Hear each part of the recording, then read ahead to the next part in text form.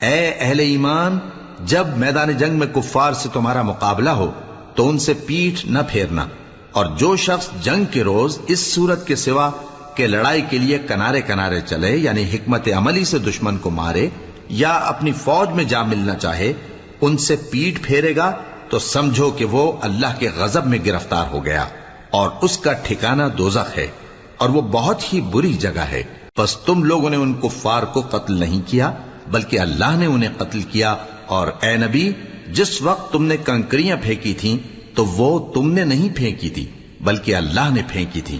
اس سے غرض یہ تھی کہ مومنوں کو اپنے احسانوں سے اچھی طرح آزما لے، بے شک اللہ سنتا ہے، جانتا ہے۔ ہوا بھی یوں ہی، اور کچھ شک نہیں کہ اللہ کافروں کی تدبیر کو کمزور کر دینے والا ہے۔ کافروں، اگر تم فیصلہ چاہتے ہو تو تمہارے پاس فیصلہ آ چکا، اگر تم اپنے افعال سے باز آ جاؤ